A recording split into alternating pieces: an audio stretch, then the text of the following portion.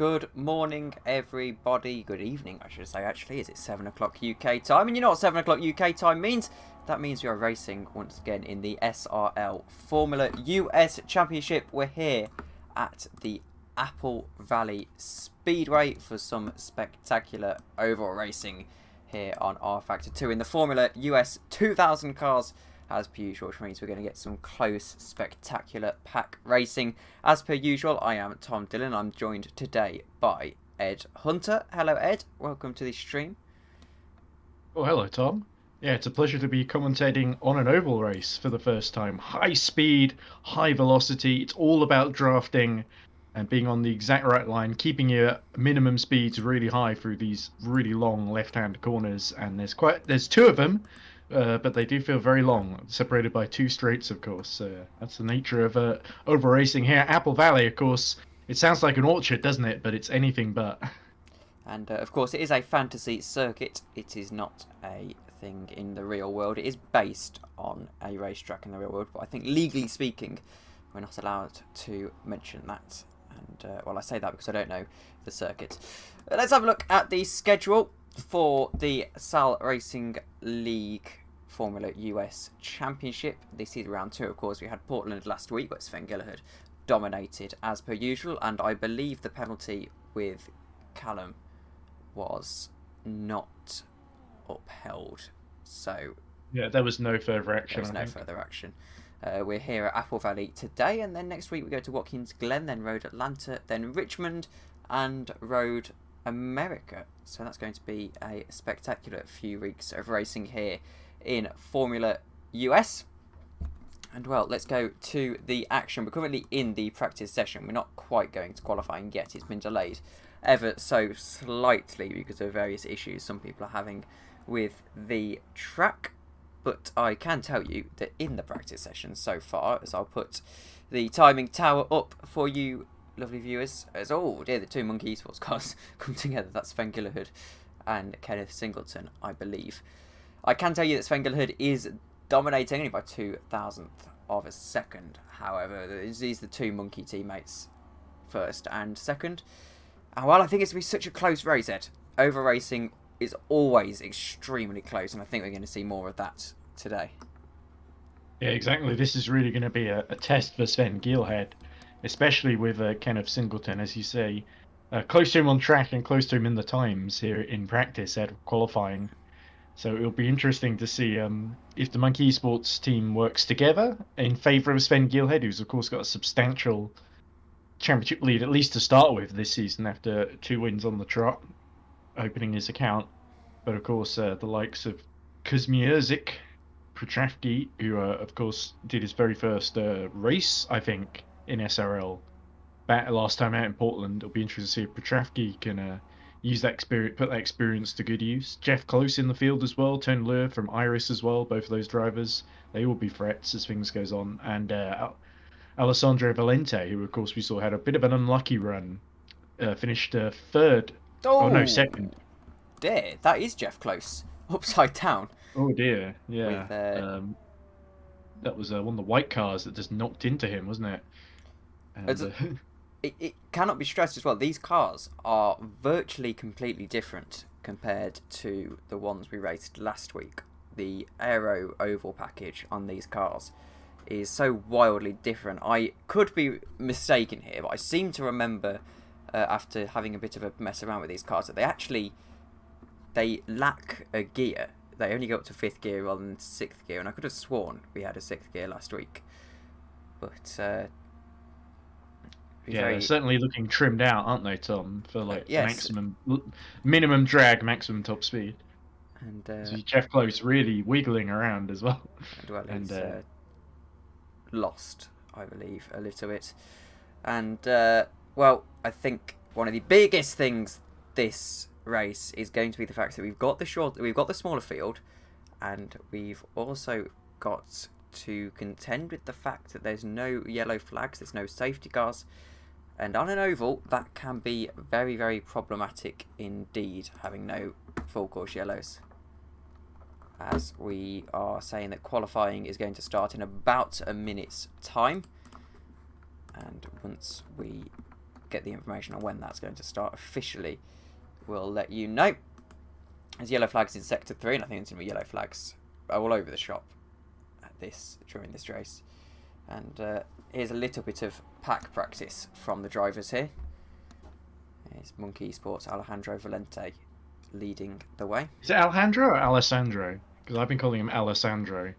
Well, that's how it's written down. I've never been corrected saying Alejandro. Okay. And I think it's one of those. Well, but we both do different ones. Yes. One of us will get it right. As look at Valente just weaving to try and break the toe a little bit, and then tucking to the inside to sort of defend from. Who's in that white car there? That looks like is it Hiliki? It could be, actually. I will check for you. Yeah. I'm trying to remember which colour corresponds to which driver. But it looks like one of the...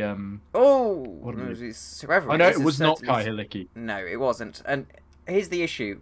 Back in the day, when we used to do our Factor 1 coverage, on ovals, which I used to love commentating, actually, some oval racing on our Factor 1 as we go to qualifying.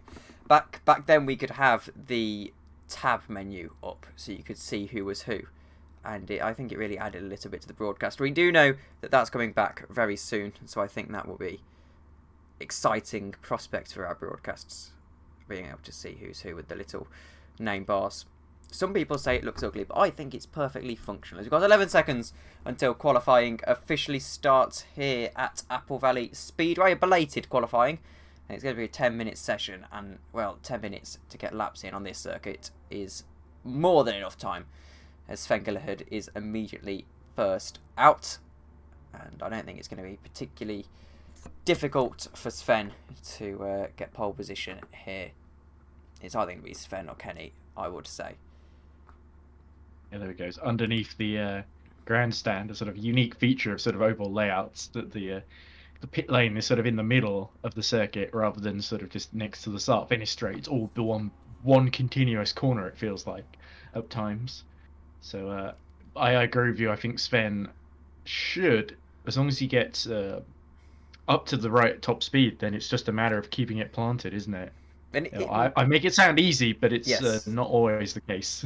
It could actually, and I haven't driven these cars on an oval that much. I've done a little bit of running. I think it was Bristol in these cars, and it might take a couple of laps to get up to your speed. You might not be able to do it on one flying lap. It might take a couple of sort of throws at the dartboard. As you can see, it's a very, very short oval. We've only got, well, the two corners really.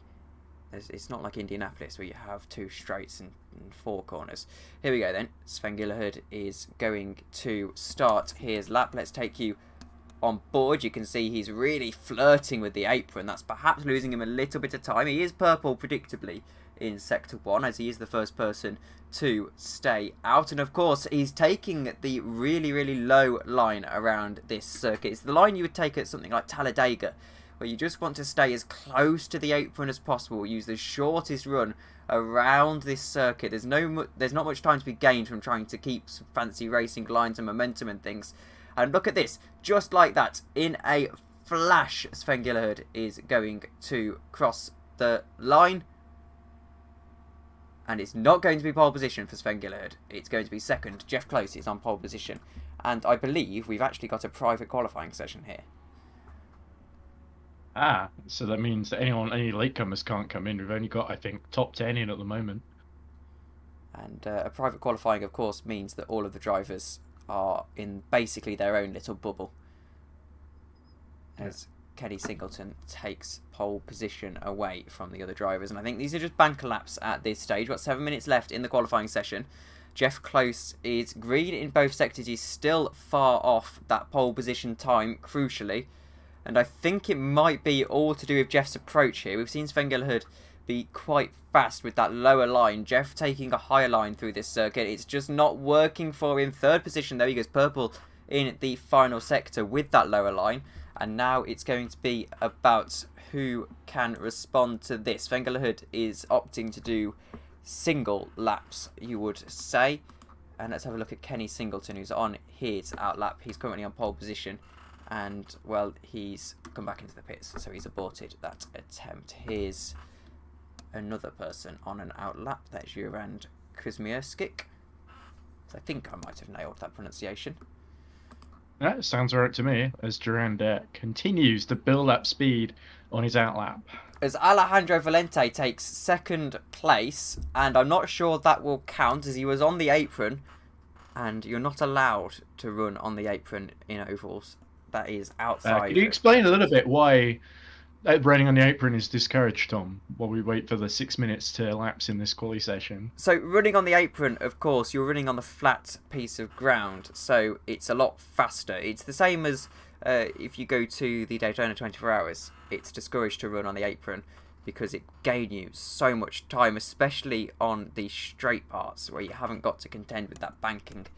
So running on the apron, basically, it also gives you a shorter run around the track. So we try and not use the apron, as you can see as well, that white line is if I find Kenny Singleton or someone on a lap. Here we go.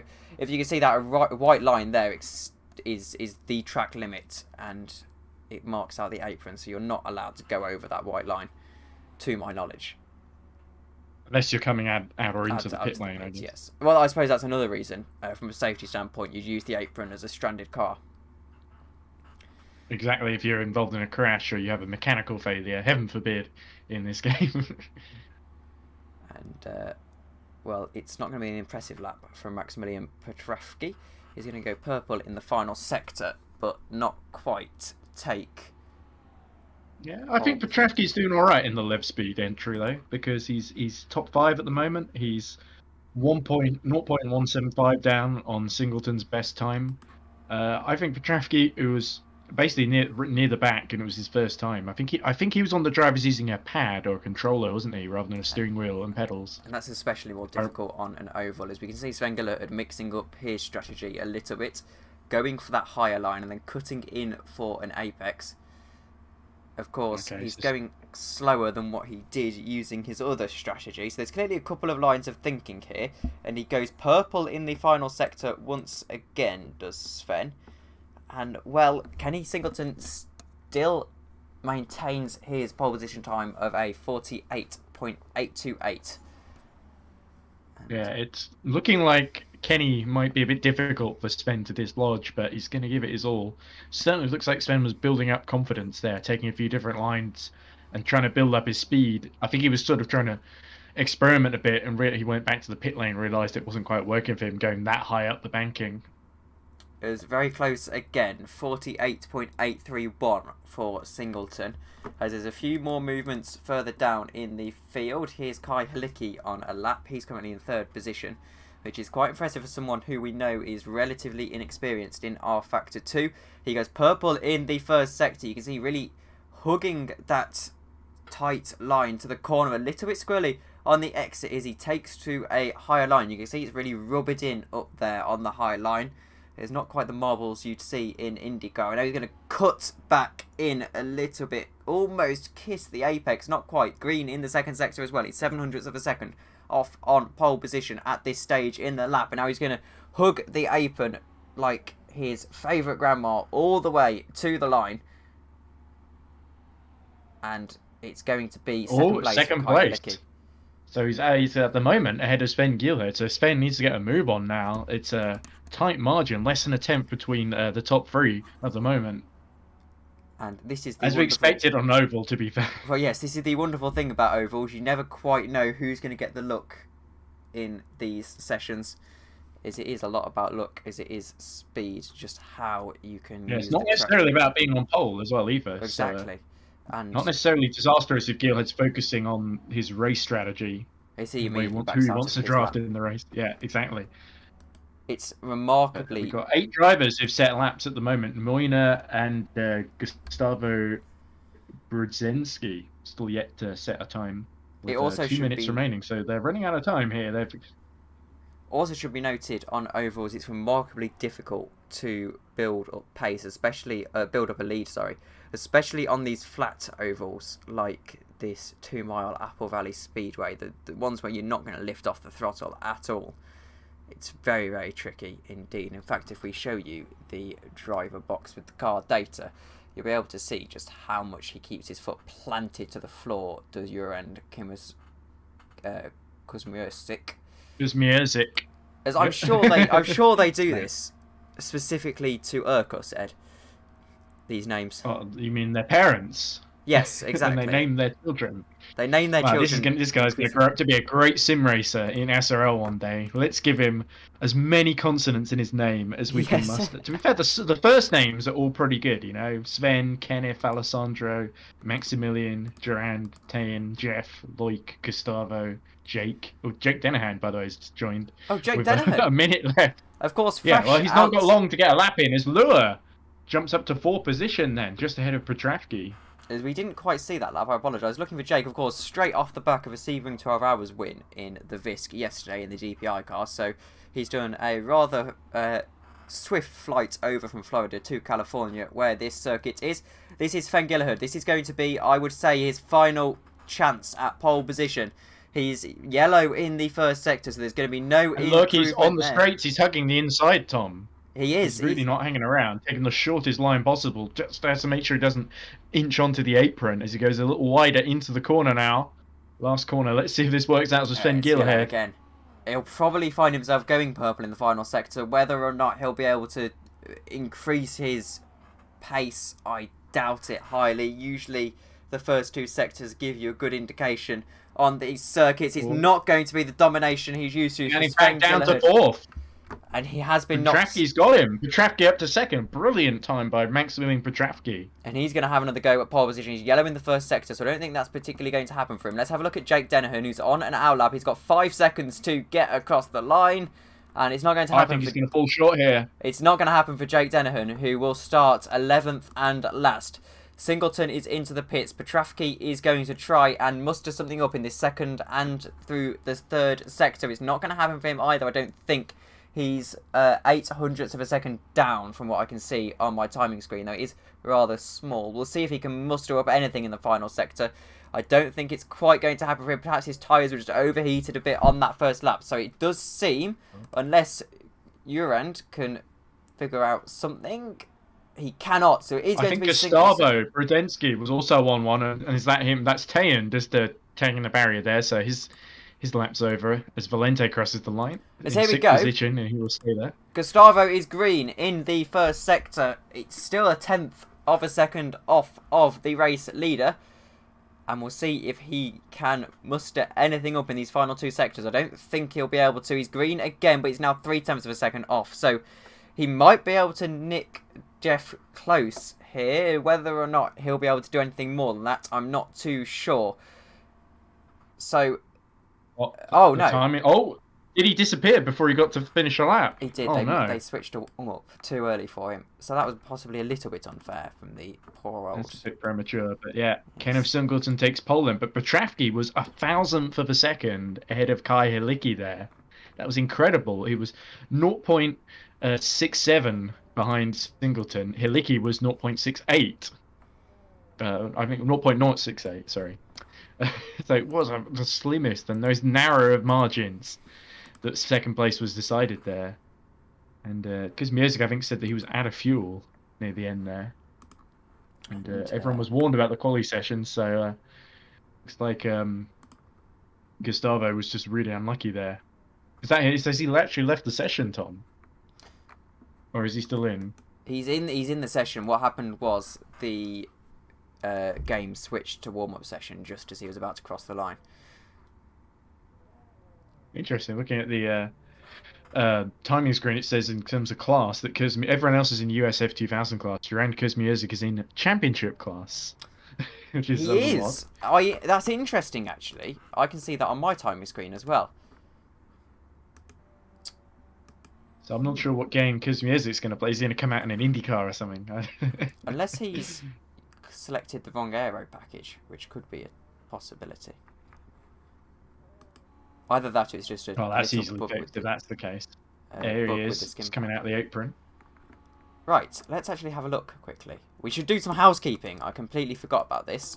However, We've not got much time, Tom. No, we haven't got much time, so I'll go through it quickly. Let's go to the qualifying 1 results. We've got 45 seconds until the drivers had to take to the grid. Here are your results for qualifying. 10 drivers and 9 people who set a lap. Kenny Singleton is on pole position with 48.7. Maximilian Petravki, 48.8. Kai Helicki, 48.8 as well. He was in third. Sven Gillerhood, then championship leader, in fourth.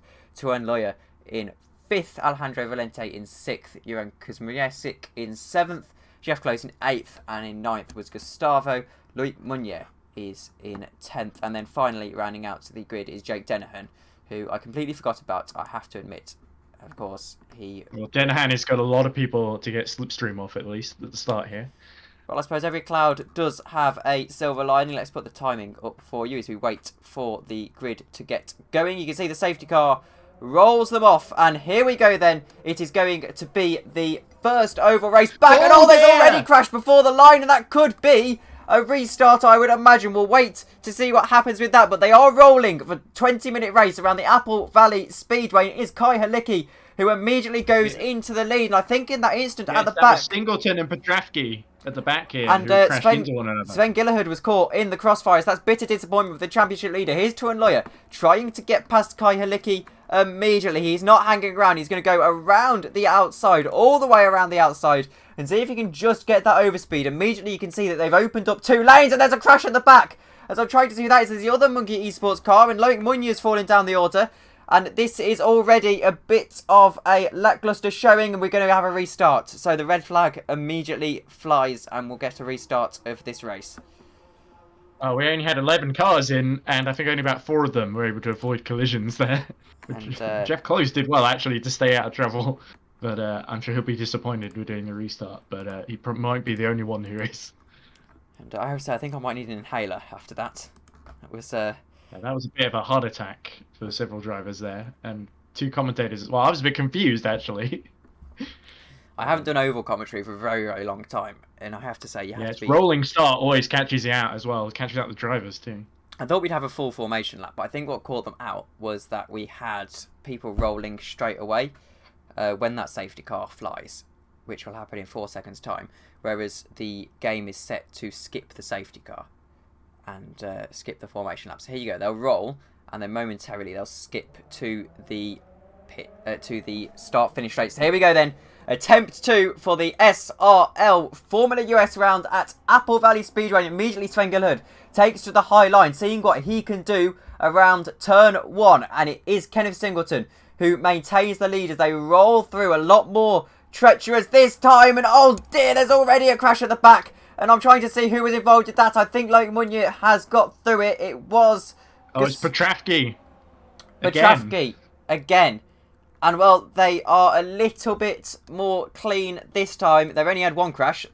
And, well, it is going to be Sven Gillerhood who takes the lead of the race. I don't think there'll be any restarts for that. Kenneth Singleton is all the way down in 4th position after starting in 1st. There's more yellow flags in Sector 3, but we'll maintain you with this lead battle, as I'm not really sure what's happening by words here. Here's Jeff Close on the outside line, trying to open up that second lane and trying to find someone to work with him to get back down and get ahead of this little pack here. He's on the outside of Kenneth Singleton, and he just hasn't quite got the overspeed. They're bump drafting each other, the 2 Iris cars of Jeff Close. Valente has gone into the pits, by the way, in 11th, so that's a bit of damage, you imagine, for Valente. As here we go, there's a safety car out, and what's happened there? I didn't know we had safety cars, but apparently we've got a safety car. Well, there we go. And that's caught a few people out, actually. We didn't have a safety car at all in Portland. I didn't realise we had anyone to drive it, so... As here's Sven Gillerhood into the pits. And, well, I don't think anyone expected this safety car. But this isn't a thing in the game, actually. And it's a little bit messy. So we'll see what happens here. But we have got the safety car. So has Sven Lure gotten himself into the lead, then, from about 4th position? Sven Gillerhood with Sven taking himself out of the equation there. Sven went into the pits, and I'm not too sure why Sven went into the pits, unless he realised something's wrong with his fuel. Or something along those lines. Valente, I think, is retired, by the way, a lap down. He's not retired. Valente is... Oh, no! That's why the safety car's out. Alejandro Valente. He's into the wall, and he's stuck. And what's happened there... I wonder why we were looking at the wall. He is not able to get out of that car because he's technically moving. The game will not let him escape. So what the race director needs to do is disqualify him from the session. A little hint there for the race director who's listening to this conversation.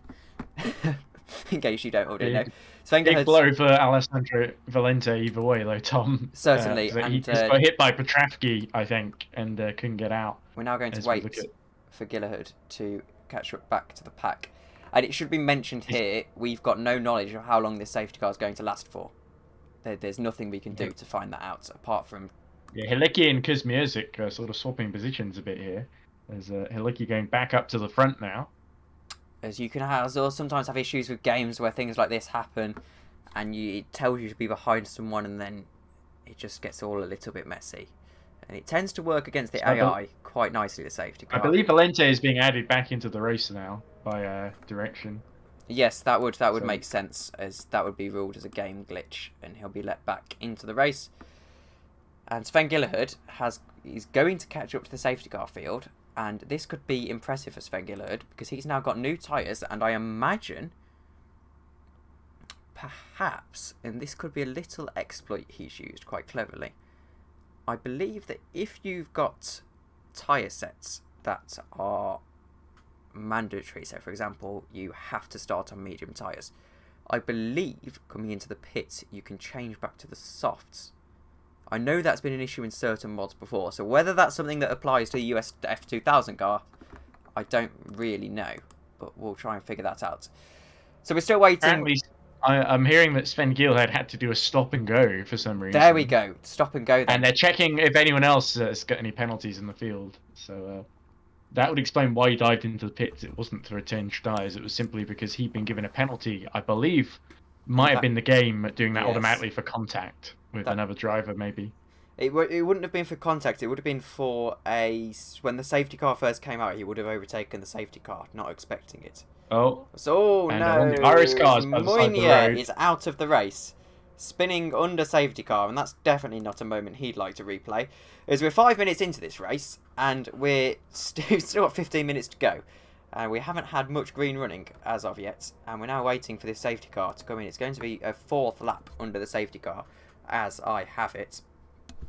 Let's quickly take you through the order then, as we have it. So here's the mid-race results, as I should do mixed, so that we have poor old Durand as well in the standings. Tuan Loya leads the way from Kai Helicki, Kenneth Singleton, Jeff Close, Durand Kuzmierzik, Gustavo Brzezinski, Jake Denhern, Maximilian Petravsky, Sven Gilherd and Alejandro Valente. Of course, Sven Gilherd and Alejandro Valente both being the victims of pretty nasty game books. We're still waiting to see what happens with the safety car here at the Apple Valley Oval. We'll put back up your timing graphics and things like that. If you do have any questions for the booth, feel free to pop them in the chat, as we now wait for some more laps around this 2-mile oval. And well, 2 miles is a lot slower when you're driving at this speed, waiting for a safety car to come in. Well, I imagine the reverse grid race is going to be even more a dramatic start than this. Unfortunately, it's led to such a long safety car. Oh no! Helicki! I'm sorry to cut you off there, Ed, but Helicki just lost it and went into the wall. Oh dear. Yeah, I was watching that as well, and it looked like Kai just got a bit overexcited. He's slotted back in now, hasn't he? Yes. Oh no, yeah. Yeah, it has.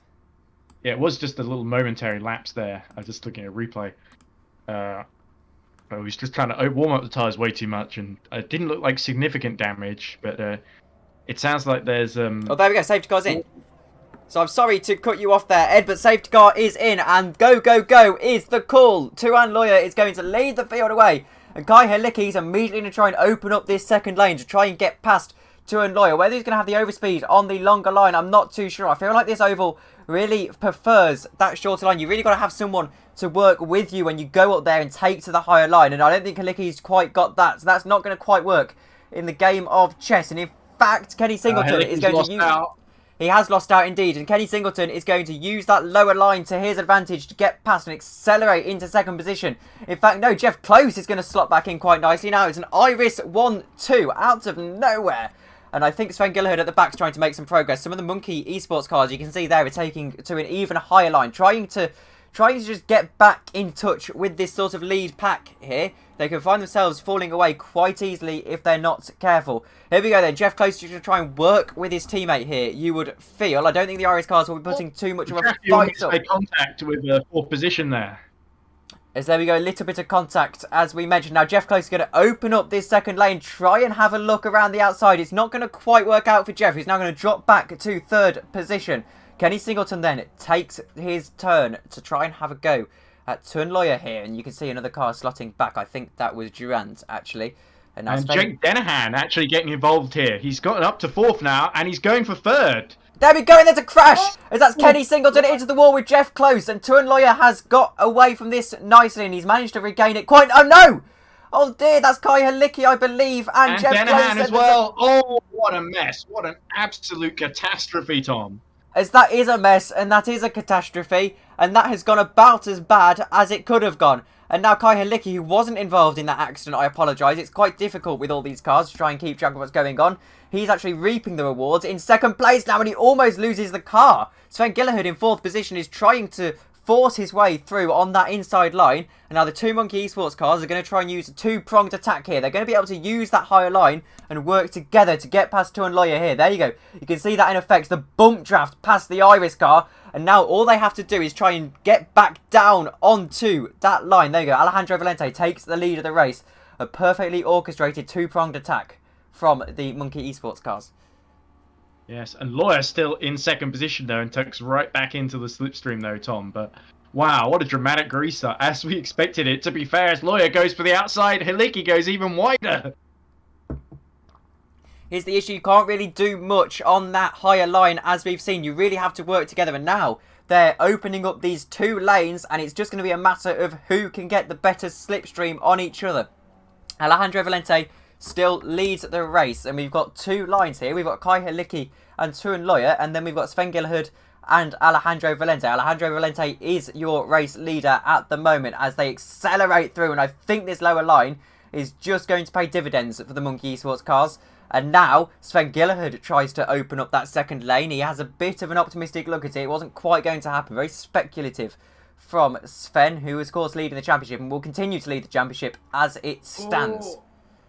A late move out there from Halicki. He's down in 4th now. It feels like Monkey Esports are taking control of this now. What can Turnlawyer do about it as he goes wide now, and that opens up for Halicki. Oh my goodness. This is what Iris... It's going to be one of these 4 that wins. We've got 10 minutes left, Tom. Yes, exactly. And this is exactly what we were talking about earlier in the race, when the Iris cars were trying to work together to make the move up top. And now they're just going to be pretty content at running single file from a moment, I would say. The question is, how are the Monkey Esports cars going to orchestrate a swap here? Are they going to... Is Sven going to go aggressive? Is Sven going to try and work with Halicki behind to open up that 2nd line? Or is Alejandro Valente going to try and take a more defensive line on the outside? Here we go. Halicki's going to be the first to move. Halicki's going to try and move around the outside. It's going to be a bit of a speculative move, you would say, and he has to slot back in. Oh, we got someone coming out of the pit lane, Tom. Well, that's a bit of a distraction, isn't it? That's Dennehan. Yeah, Dennehan being a lot of the drivers in the accident have been text chatting with one another and criticising one another. I can't really see that on the stream, unfortunately, but Ed has got your eyes on the server. And here we go, riding on board with Turnlawyer, who is now going to try and make a move with Kai Halicki, and they can't quite orchestrate it together. Of course, they haven't got the benefit of being able to speak to each other, and he's really hugging this inside line is Turnlawyer now. As what a race this is. It is, yeah, and Halicki once again tries the outside, and oh, this allows Lawyer, to try the outside. I think Kai's going to still be there, so I'm not sure there's much that 10 can really do unless Kai starts coordinating with him a little bit better to get past the Monkey Esports drivers. But I think Lure might just go for the inside here and go back up to 3rd. Of course, there's no podium in oval racing. There's only Victory Lane, and it's currently Alejandro Valente who's sitting on the road to Victory Lane. And he's being bump drafted by Sven Gillerhood all the while. Sven Gillerhood really doesn't want to yield too much here to the guys behind. If they could just build a gap, then they could start scrapping between them. Perhaps do a team orders, let Sven through, as obviously he is their main shot in the barrel for the championship. There we go. Opening up that 2nd line is Turnlawyer. But Halicki gets a little bit greedy and wants that third position for the time being. So he's going to take it, using the slipstream from the cars behind him. There you go, a bit of a sitting duck, the Iris car. And they really need to open up an attack together. They can't go alone. That seems to be the very big theme here. There we go. There is them trying to go together now. Halicki tries to look to the outside. Tenloyer has to come with him. I don't think Tenloyer wants to come with him. And Halicki has to slot back into this lower line. So it's a very frustrating affair for these drivers now. Yeah, so Gearhead really acting as the rear gunner for Valente here, isn't he? At least for the moment. He might tuck out on the final lap when the moment comes, which will be quite soon. Valente can just stay here. There's really nothing he can do better than this. He's just got to keep his foot in for another 6 minutes. And I don't think anything can go wrong here. Halicki makes a major mistake, goes really high. I don't think that's going to work out for him, as immediately he is swamped by Turnleuer, who gets through quite easily. But he can just tuck in behind Lawyer now, can't he? Exactly, he can tuck in, but it's not exactly where you want to be. Let's have a look at the gap 2 next. I'm trying to see if there's any close battles going on. It doesn't appear so. This seems to be the one big pack.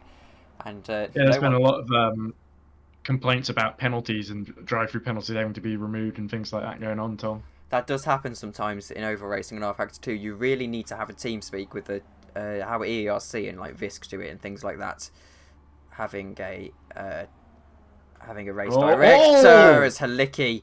He flirts with the bump draft with a Lawyer there. No wonder he keeps going for the outside. Yes, he flirts with the concept of trying to do a bit of a bump draft there. It didn't really work. I don't think Lawyer wanted that car all over his rear bumper.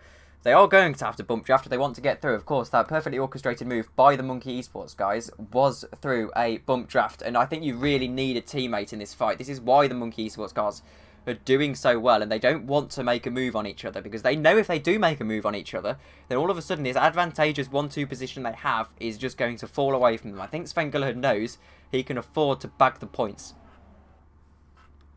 Of course, the irony is Sven Gearhead in ERT was an Irish driver as well, so that's the frustration from Ten Lure that he's on the other side of the fence now.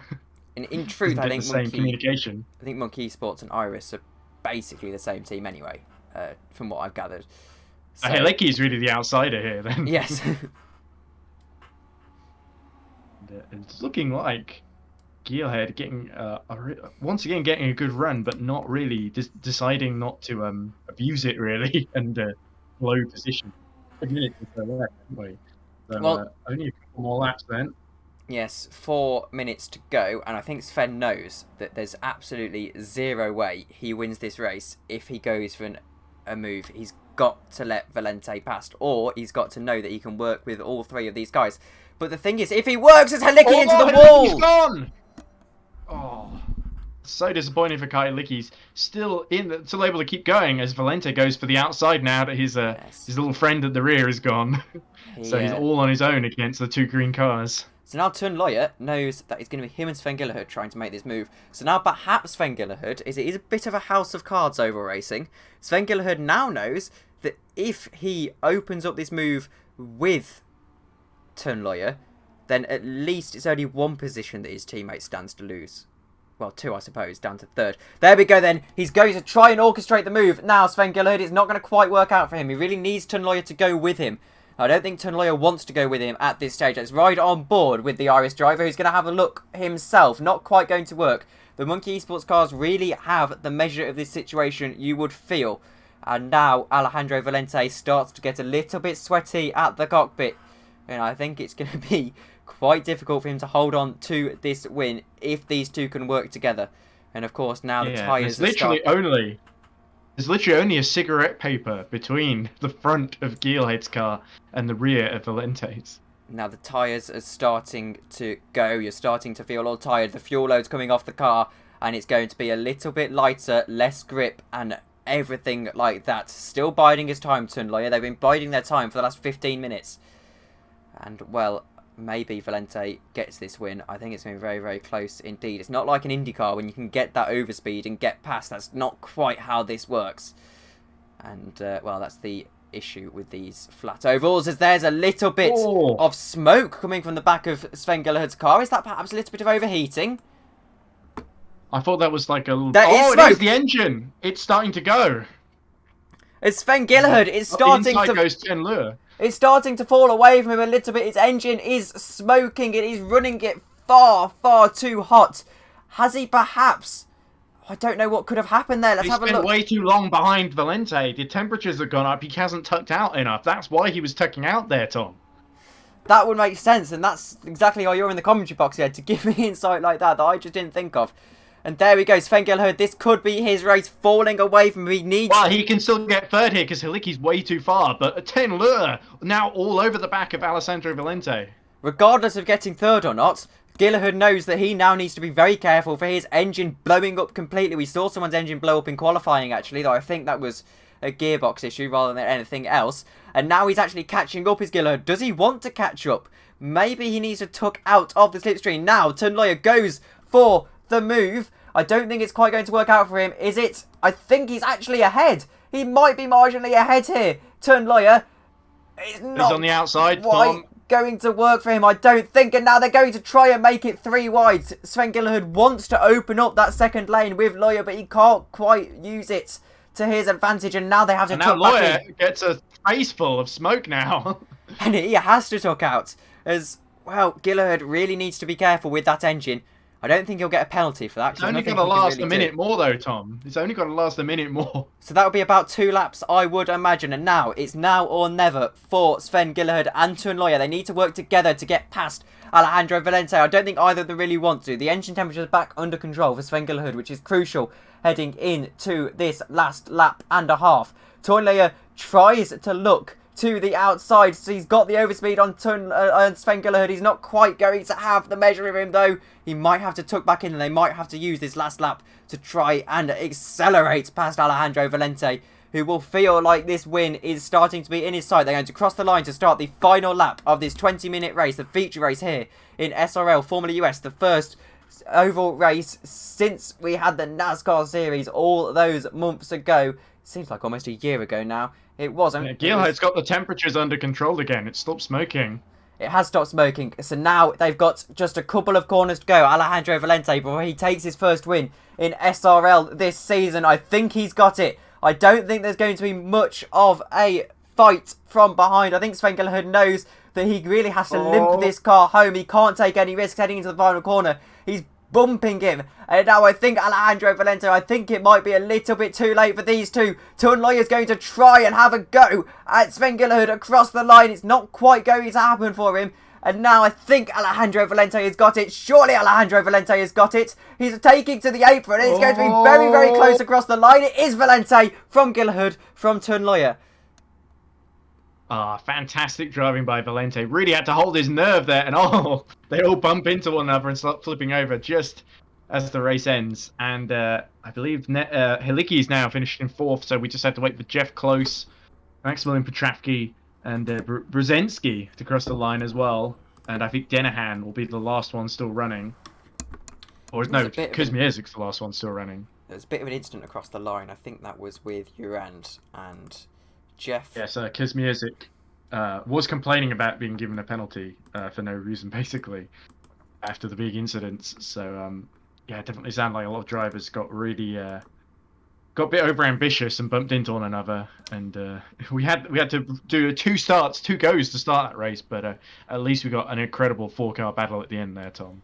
And, even though there was a bit of clumsy driving, let's put it that way. I think I might need a bit of a lie down after that. That was intense. Oh. And probably the loudest I've shouted commentating for a very long time. And I will have to probably send about 18 letters of apology to my various neighbours after that one. Yeah, well, it's a good thing I've only got my parents' story about here. But anyway, lots of I was looking at the chat, lots of angry comments from people. So, well, sounds like people got very heated about the collisions in that race, but it does bring out the best, and it brings out the worst in them, doesn't it? It does. Endless. The best in their driving, and often the worst in their attitude sometimes to each other. But Valente will certainly be thrilled to take that first win. And Gilherd, really, it was damage limitation, wasn't it? Especially at the end there with the engine expiring. He did well to stop it from blowing up completely, really. And I think Lure did incredibly well actually, just to stay with them. And I think he as well would have been a bit. He would have been a bit less aggressive because it was his teammate there, Sven Gillehud. Right, let's take you through the race results here, and I think Sven as well knows that he's got this championship virtually in the bag. He just needs to take the points, especially when all of his main championship rivals are that far down the order. Right, here we go then. So, Alejandro Valente takes the win in the most dramatic of fashions. Sven Gillehud just about beats Tunloya to the line for second position. Tunloya in third position, of course, for Team Iris. Kai Halicki for the Lev E Speed. Jeff Close for Team Iris. Maximilian Petravki for Lev Speed as well. And Gustavo Brzezinski for Bravo Racing Team. Yeah, Jake Dennehan. Right. Brzezinski. Jake Dennehan, Durand Kuzmusik, and Kenny Singleton. So we go to a short warm-up session here, and I think we'll just talk through the warm-up session. It won't be too long. And, well, predictions for the second race with Jake Dennehan, I believe, starting on pole... No, it'll be Durand starting on pole position, as he did finish the race. But Jake Dennehan, a very, very capable driver. You've seen him in the ERC all season, Ed. What are your thoughts on that? Brilliant in GTs, brilliant in LMP2s. Not seeing him do too much open wheel stuff, admittedly, but I certainly think he should be competitive, and especially even though he may not necessarily have the most laps under his belt from that race, it certainly got a bit of. He didn't get to do much in qualifying either, so certainly a bit of a mountain to climb. But quality driver, he should be able to defend position, especially if he manages to get in front and start in front, as the reverse grid format lets him. But Kuzmierzik, I think, will be. It'll just be crucial for the front runners to just stay out of trouble in those early laps, because if we get another early safety car, it could really shape how the race pans out, because you saw that it just ended it's lucky we did have that early safety car as well, because I think Sven Gillehud's engine probably couldn't have survived without that. And I think here we've got to really focus on the start, because I think the start is where the race is completely made on an oval like this, especially in these cars. I think we're going to... Unless, of course, you do what Halicki did and you bump the wall. Course. I think if you can get into that lead pack early on, if you can stay in the lead, it's going to require an orchestrated attack from behind, just purely how it works. You have to hug that inside line. And I think it's one of those circuits where you really have to have that two-lane racing. You need the two lanes to work out what's going on. It's a little bit like NASCAR. If you've seen much of the... Well, you mainly see it as well, actually, in the esports for the NASCAR over on iRacing. And you can see they're just so confident running side by side with each other. And of course, it's on a sim. You can't see what's to the left or right of you, really. And they just get so confident running side by side with each other. They're able to do these big pack racing events. And I think that's really what we need this to turn into here if Jake Dennehan wants to win this race. So in fact, if anyone wants to challenge Jake Dennehan winning this race. Yeah, I think I do think Tenleur was really hurt by Moynier and Jeff Close being taken out in the incident, because they couldn't do what Monkey Esports did, could they? Because they had their only one car in the fight, so to speak. So hopefully they'll be hoping. Monkey Esports just stayed out of trouble in that first race. That's why they were there at the end to take advantage. Right. So I'm happy to do that again, really, and they're starting at the back, near the back again. It was through circumstance the first time. Here, it's through the grid order. Here we go again, then. Oh, we've gone back to warm-up, so something's happened. So I was about to show you the starting order graphic, and we've gone to warm-up, so that's fun. We'll get that up for you momentarily. I think the race length was set a bit too much. Oh, right, there we go. Explains a lot, then. And the R-Factor 2 admin commands are something of a marvel. They are very difficult to manage, and I don't know if you've ever had any experience with them, but they are particularly frustrating. I gave Team Iris the wrong penalty once in ERC. I gave them did you? I was probably commentating at that point.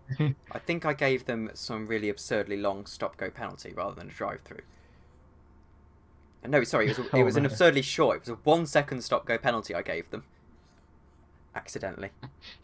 Oops. And, well, it was a Code Brown moment, we'll put it that way.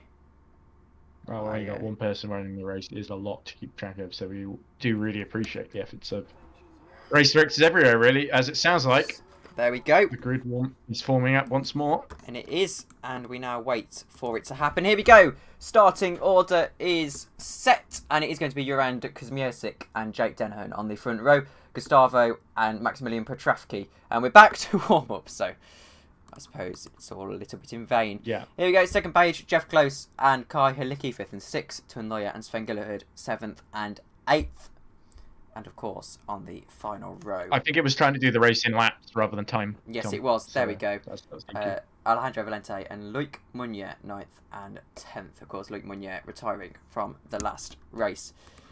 And that is an issue as well with R-Factor 2. You have to use your commands, and there's various codes and things you need to work on. It's a little bit frustrating, especially when you're trying to set a race length.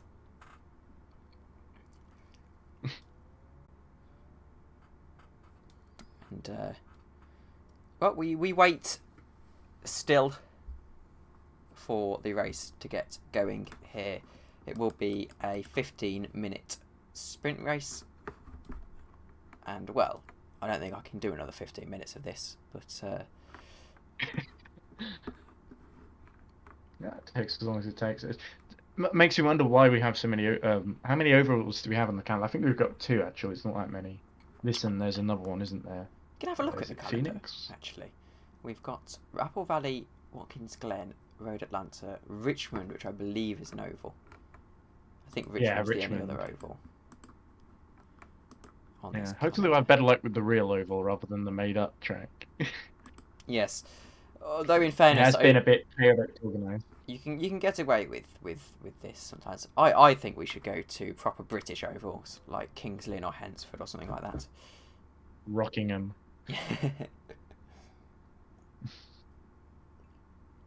Yeah, I'm really excited, to be honest, about ERC touring cars because of the support series. Because I'm starting my own. I'm like you, Tom. I'm starting my own team. I feel Hunter Birch Simulator. It's a co-team. I feel very sorry for you, actually. It was a very difficult job. We apologise for a little. Well, to be fair. Sorry, we do apologise for a little bit of an issue with the stream. We're dropping a couple of frames. Nothing too bad. We just had a little short. I think someone must have been loading up some YouTube video in the lounge or something. So we do apologise momentarily for that. Should be all good now. And carry on, Edward. Ed. Yep. So I was just talking about entering the world of team ownership. Already signed a driver for my touring car series. Still looking for. I think we can have 3 cars, up to 3, in the ERC touring car series. So I was originally just looking for a second driver. I guess we could squeeze it out to 3. But that means it does mean 3 one more driver that can crash into the other 2. But it also means if the other 2 have trouble, I've got a few more dogs in the fight. So yes. And the idea, hopefully, was that because I'm co-owning it with Joshua Birch, who's another commentator, so he would pick a driver, I'd pick a driver. But we've only had one who wanted to join us so far. Commentary. He would like to remain anonymous. Yes, commentary until the start of the season.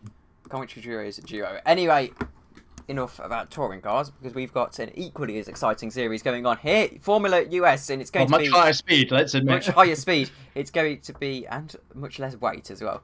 The Formula US is going to be the sprint race here, and everyone tries to make their way onto the grid, apart from, interestingly, the pole sitter, Maximilian Petravki, who we are still waiting for. And, well, you have to be on the grid, Max. There we go. And, well, we'll get ready for this race. It should be a titanic 15-minute sprint race, of course. We'll see how the championship looks after this, but I think it's going to be mightily impressive indeed, the championship fight. There we go, then. They get ready to roll and go. The race leader is in control of the pack now, and the race is underway. Kai Halicki immediately gets into the lead, and it's all about this turn 1. It's going to be very, very difficult indeed, and I think Petravki is just going to get the move into turn 1. Absolutely signed, sealed and delivered. So now he's just got to control the race from here. Tuan Loya around the outside is trying to have a look at this. Sven Gillerud immediately into second position, which from further back on the grid is very impressive indeed. Here we go then. He's going to try and get the race lead early on. I don't think he will, though. He's just going to stay content and bump jump. Halicki goes to the outside. He's looking a bit vulnerable here. And through go the Iris cars. And perhaps he's just gunning for second a little bit here, Sven Gillerhood. He knows that now, no, actually, he's going to try around the outside. He's going to work with his Monkey Esports teammate to try and get the bump There's draft. Denahan on the inside of them in second then. And oh no, there's a little bit of a crash behind, but everyone comes away scot-free somehow. And now here's the 2 lanes that are opening up. Here's what we wanted to see in the first instance. And we're going to now see in the second. You have these 2 lanes, and it's all about who can be the faster of the 2 lanes. That high line is really not working for the Monkey Esports cars, I don't think. And it is Maximilian Petravki who has managed to hold the race lead after lap 1. We've got 13 minutes and 41 seconds of racing left to run. I get nervous seeing Denahan behind Petravki because they hit each other in the first race, Tom. And that's what caused all that chaos. And now we got one of the Iris cars slipstream right behind Denahan. As Denahan now is going to try and get the overspeed. It's so difficult with the geometry of this course, whether he's going to get that move or not. Would and be I think helpful he's for just the stream, Tom, if we had the timing at the As start. they do crash further back, and that's Sven Gillerhood involved in that, and they're all everywhere, and that's a lot of cars in a very, very ugly accident indeed. And thank God it's a simulator. Oh, only 2 emerged unscathed, and it was Petravki and Denahan, the 2 who hit each other last time. So the first shall be last, and the last shall be first, as they say. If there's not a safety car for that, then I think we've got a bit of a boring race coming up. Oh, well, Denahan determined not to make it too boring. Still right with Petravki. And well, so his engine doesn't overheat like Geelhead's did. That was certainly the big one, to use the old Nazca idiom. And, yeah, what a catastrophe. Well, you can see Denahan still trying to get... Oh, Denahan almost had a wheel alongside, but it was always going to be difficult. The Iris cars in like 4th and 5th, I think. No, that's 6th and 7th, sorry. Still car. Right by one another. The safety car is out. And that's why Jake wouldn't pull alongside, because of the safety car. So I think that was predictable after an 18-car pile-up. Well, it's a bit of an exaggeration. Well, it was 11 cars in the race. 9 of them, I think, all were involved in that incident, because I don't think any of them avoided bumping into one another. It was a bit Spa 98, but in the dry and on an oval. So, nothing like Spa 98, really, but I see what you were going with there. And I'll give you... Alessandro Valente says, "Bro, oval racing is not hard. How does this happen?" Just said that in the chat. Which is interesting, having a big conversation while it's looking like they've all formed up behind the safety car. There's Valente's who won last time, is in the pits being repaired, so that's why he's had time to say that. And yeah, certainly Helicki, I think, being blamed for the incident there. For starting it. I didn't see quite who started it, because I saw the immediate aftermath of it, everyone bumping into one another.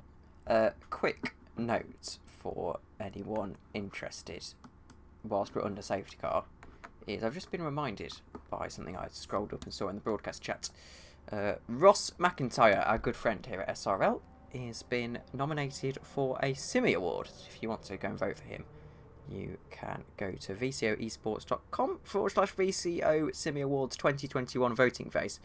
So that rolls off the tongue. You can also find it if you're just searching VCO Esports Simi, I imagine, or something of that nature. There are also some other awards to vote for, yes. So even if you don't know the people involved, certainly do so. I was very surprised to see Mia Rose, who's a fantastic driver, has won the Monkey Esports, goes very much to the inside in 5th position there, trying to almost gain ground there under safety car. But I was surprised to see Mia Rose as one of the nominees for the best photographer, best sim racing photographer category. She's a very, very handy driver for John Lacey Esports. Or you could do what I did and just click through randomly until the commentators come up and click on Ross. Well, Ross was the only commentator I recognised, which shows that I do more commentating than listening to commentary. Yes. So thank you, Tobias. It'd be lovely to have Ross in when I know he's busy this weekend, but it'd be lovely for round 3 to commentate alongside Ross and see what he's like to work with. Well, we're the 2 subs that have done 3 of the 3 events so far. So we've well, I guess you count the sprint and the feature as 2 different events, then yes, we're in the middle of one at the moment, right, Tom? Well, there we go. And looks like everyone's caught up to the back at the moment, as one of the Iris cars going very much to... Oh no, that was a Monkey Esports car who's just had... Valente, just really time. exploring. He's exploring. It's almost like there's not enough room. I need to breathe. certainly. We are messing around a little bit too more than is advisable, I would say, especially after a big incident like that. Hopefully, none of the cars are suffering too much with damage. I'd be very surprised. 9 minutes to go then in this race, and once the safety car comes in, I imagine it's going to be a rocket start again. I don't know if anyone's... I've enjoyed this, but I'm definitely looking forward to going back to our ordinary road course definitely. and street course racing. And, well, I think my voice box will appreciate that as well. As we do, thank you all for tuning in. And to take more of some more housekeeping, please join our Discord, linked in the description. And you can, of course, subscribe to the YouTube channel and all that business. We're going to have another lap under safety car at least here, and then we'll wait to see what... Sounds like they're struggling to call the safety car in. So I guess Valente's talked about, can you force the safety car off or something? You can't. I know that much. You can do /throw yellow, which brings out the safety car, but I don't think. And somebody coming out of the pit lane now. That would probably be the reason why we aren't back to safety car. Well, the safety car hasn't come in yet. Unfortunately, Valente, he's still there. Yes, unfortunately, there's no lights on the safety car, so we don't know when it's coming in or not, which is mightily frustrating.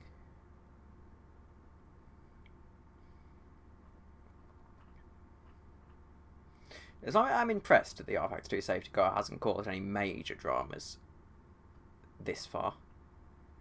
Yeah, it seems to be the drivers have done enough of that on their own, necessitating the need for the safety car in the first place, Tom. Yes. Yeah, all the drivers going as far off track as they can, because they are sort of clearly very fed up with the safety car. And extreme tyre warming, of course, they've got very, very slim tyres. It's quite difficult to get them in a good operating window. Yeah, clearly. Yeah, I think Valente has rejoined the circuit now at the very back. I think he's been put back on the lead lap, I'm assuming.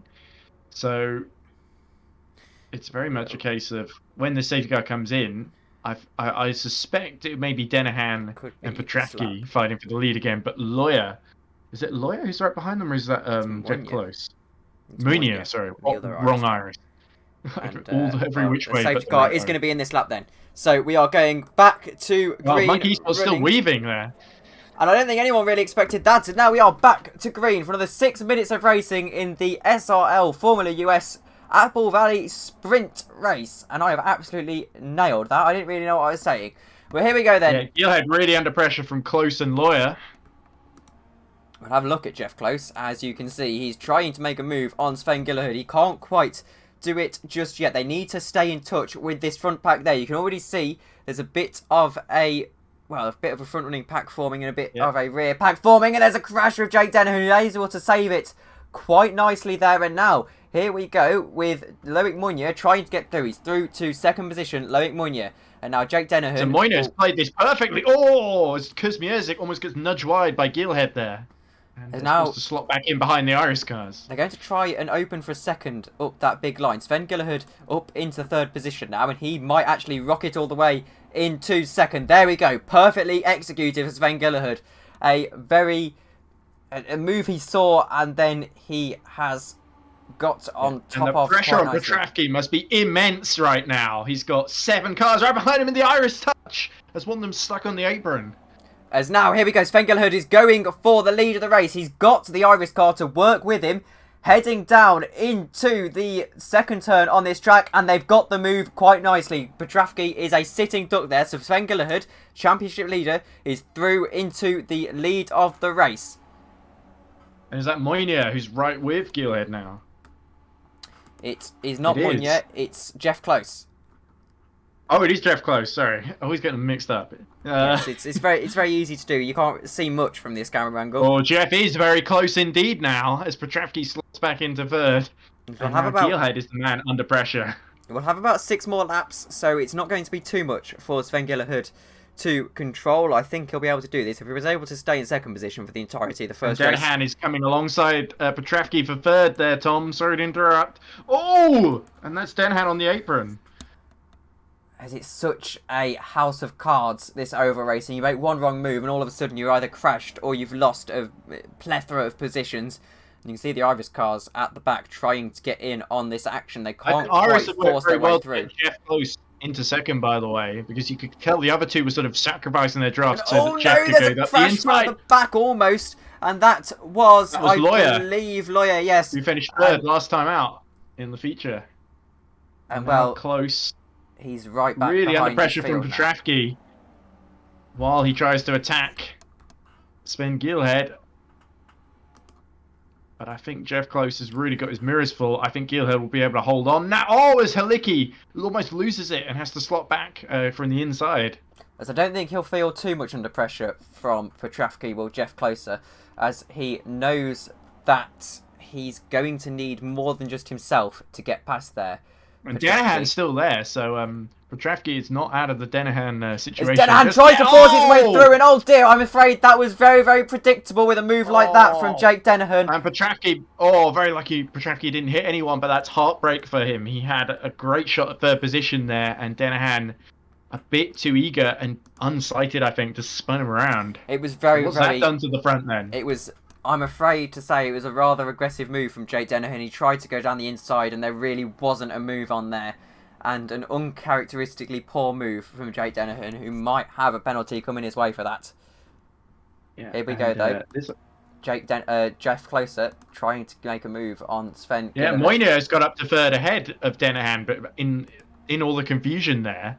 So Iris have got two cars in the top three that can work together here if they really want to beat Sven Gill. There's not much time left now. They need to get it together with 3 minutes remaining. There's about 3 laps to go here, possibly 4. And here's the issue now. Sven Gillerhood has found himself in the exact situation that he was in the reverse of in the feature race. And now they're going to try and force their way around on that outside. There's 2 lanes forming. There are 2 lanes and Moynier forming. on the outside. And he's going to try and open that second lane is Danahan and Loic Moynier. And they're just going to try and force their way through here. And Jake Danahan tries to open up a third lane, but there's no one there to go with him. It's not going to work for Jake Danahan.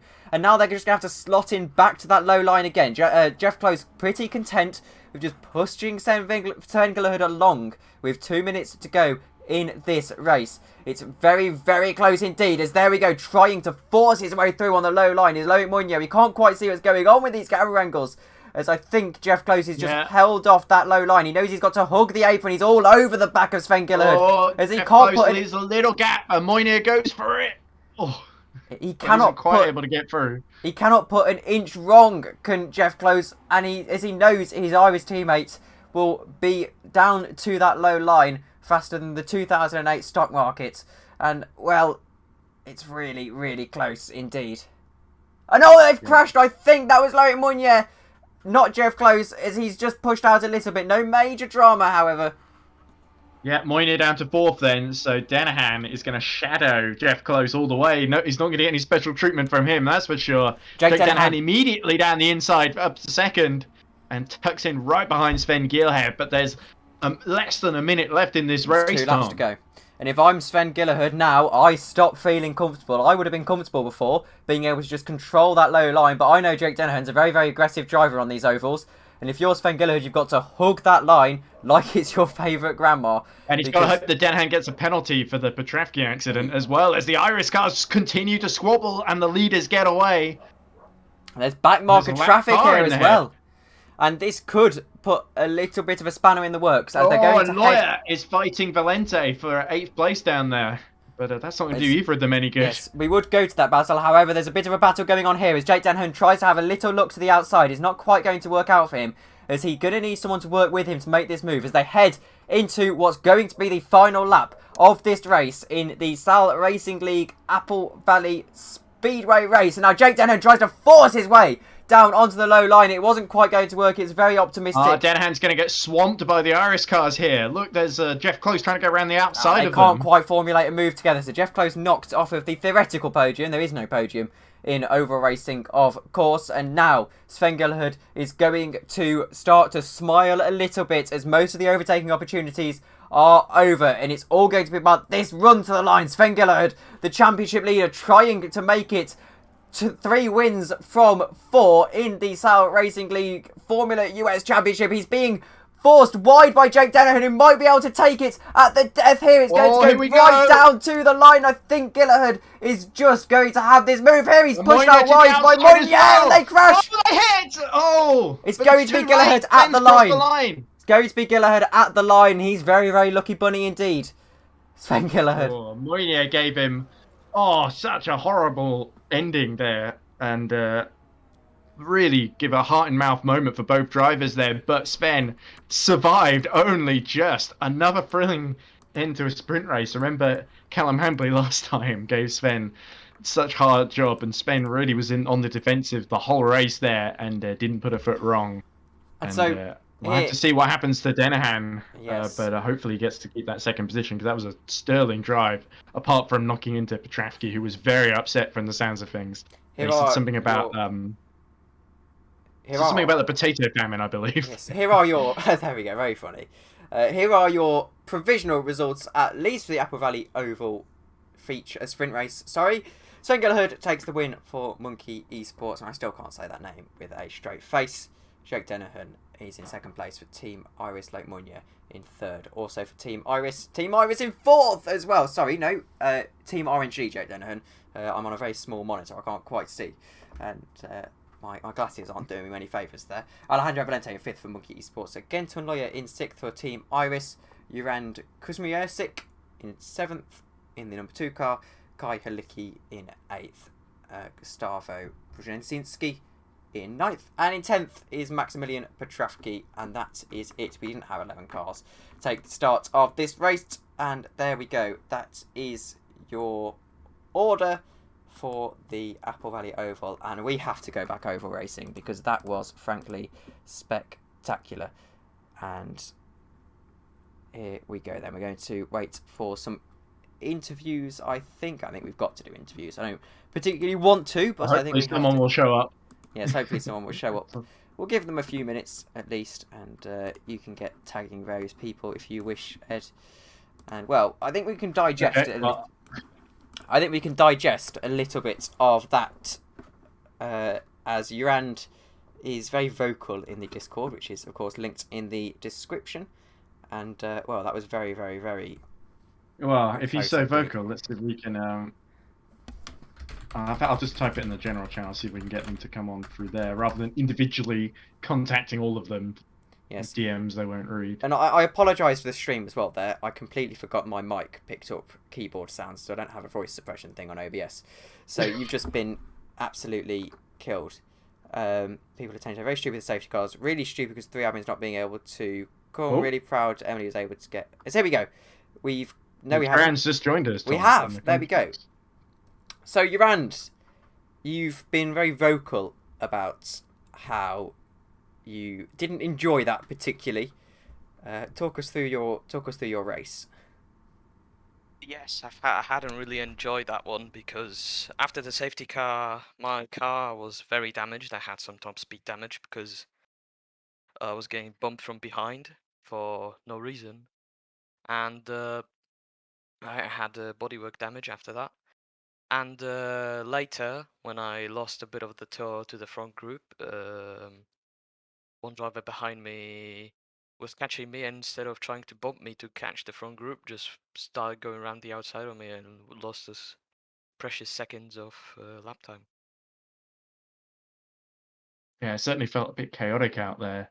Like, it certainly seems like the pack isn't quite used to oval racing just yet. So, you have any worries about later in the season we go to Richmond, Durand? I've got my worries, yeah. I mean, some people were just going down to the apron in the middle of the corner, mind you, and just trying to overtake there and bump people who are holding their line, forcing them out wide, and just losing more time. And of course, you've been a bit vocal about cancelling the next oval race. Is that something you wish? And if so, if the next oval race does get cancelled, what would you suggest changing it to on the calendar? Just, if I would change it, if the race was to happen, I would just penalise people for doing dumb moves like going down to the apron, going below the yellow line, just stuff like that. But if it does get cancelled, just I don't know what to change in the calendar. But I would get harsher penalties for other drivers. A fair response, I would say. Thanks very much, Durand, and we'll speak to you next week at a more what's the word? Oh, it's gone off the top of my lips. So Hopefully, after a more positive conventional. race. More conventional circuit next. There we go. That was the word I was looking for. It took me long enough. I've done about 8 hours of commentary. That's 2 days. So we'll get Alejandro Valente down in a second, I believe. Anthony, thank you very much, Durand. And Yeah, I don't know how to drag people in. Unfortunately, I don't have permissions. No, we don't have permissions. Someone does though, and we'll wait for Alejandro Valente and get you an interview with him. And Invite the server, but he's already in the server, so it's not much good, is it? So, I mean, there's not really much we can do here apart from wait for Alejandro Valente's input. Yeah, it's a problem when they don't give us permission in the server. There we go. We've got him. There we go. And Alejandro Valente, welcome to the commentary. Sorry box. to make you wait there, Alejandro. So a win and a little bit of a less positive race. However, let's just talk us through the race win. Let's focus on the positives. Well, we got pretty lucky because like half the field crashed, in one corner, and then There seemed to be a running theme of both races. Yeah, we had one person who wasn't like Monkey Esports or Iris. We had to deal with him. Oh, But Kai. we managed to do some teamwork, and we managed to get him out the draft. In the end, I don't actually know. I think he just crashed. He did. I don't know how yes. that happened though. He lost it. Yeah, by how himself. do you stay cool when you've got a whole pack of cars behind you on an oval, and it's all just about positioning and making sure they don't take advantage of the slipstream behind you? Because obviously, towards the end, Sven's engine started to overheat. Were you aware of that? We were in a voice chat. I pointed it out to him actually. So we all had to like get out the draft. It didn't really do much, but in the end, we managed to cool it down. But it had the whole field been together, it would have been a bigger problem. But luckily, it was just us, so we could all like have a gentleman's agreement and not pass each other. So, well, best of luck for next week as well at Watkins Glen, and we'll see you then. Thank you very much, Alejandro Valente. And congrats on the win Yes. and opening your Thank you. account for the season. Alright, And I think he got some points in Portland as well, but that'll Yeah, I happen did. certainly. So, Alright. with that, I was going to drag Kai in, and then he Yes. waited 2 seconds, then got bored and ran away. well, with that interview, we'll bring an end to the stream as I need to go and have some form of hot blackcurrant or something along those lines. And, Okay, give your throat a little rest yes, after all that yes. chatting. Oh, Kai's back. Oh, there we go. Yeah, he was listening to us. Well, I Let's see think if somebody can drag him in. we'll drag him in. We'll do a quick interview, and then no more. Hello, Kai. Welcome to the stream. Not the best race from you. You seem to have lost it on your own in the first race, and you weren't really there in the second race. Thoughts on your weekend? Yeah, also sorry for the leave. I accidentally clicked escape when I was messing around with Discord. Sorry for that. Sorry, I thought you'd gotten bored because that's what everyone else seems to. No. I always love to sit and listen to you guys asking questions, and overall, I like to sit to you guys and listen to you guys talk. But yeah, not really proud. This was my first ever oval event on Factor 2, in general, too. ever. And, well, a few mistakes, surely. I'm proud about qualifying. That was really surprising, really happy with how that went. Then race 1, I was at the top, made a mistake to let Town ahead, and then tried to get past him, and then he checked a bit up. I didn't react on time, we collided, and I went off, kind of my own. And then race 2, well, it was a mess. I think that's a good way to sum it up. I don't think anybody in race 2 avoided making contact with somebody else. Everyone hits everyone else at some point. So, But certainly, like you said, that quali performance, he just narrowly got second place at the end. That was a brilliant lap. And it's really surprising when we saw it, that you got it in right near the end there. So congrats on that. And obviously, 4th place in the first race does give you some good points going forward. So certainly it feels like there's a big battle for second place in the championship, but Sven definitely seems to be doing everything he needs to do at the moment to win this thing. Although it's early days yet, we still got 2/3 of the season left to go, I guess. But certainly you've been racking up the points, Kai. Yeah, I mean, for a first ever proper series on Factor 2, I'm really surprised that I'm driving well at all. But, just putting in time for some practice and just, treating this as a fun thing, not a full-on sweat competition, definitely helps to make me a bit motivated. Because I treat this as a fun competition and I'm really having fun. round one was, despite the low attendance, was really cool. Callum and his battle is still stuck in my head. I'm still impressed with our driving. Here, a few ifs here, but still fun nonetheless, especially qualifying. And then now we're going to Watkins Glen, one of my favorite tracks in America, so it should be a good one as well. Well, Absolutely, I really look forward to Watkins as well. Thank you very much, Kai Halicki, and we'll speak to you after a race win next week. We'll up the ante. And fingers crossed. And thanks, lads. Well, apart from that, it's been a rather successful race today. We've loved the oval racing. Thank you very much to Ed for joining me in the commentary box, and of course, you can be with us same time next week. And I have been Tom Dillon. He's been Ed Hunter, and thank you all very much for watching. And we'll see you all later. Good night.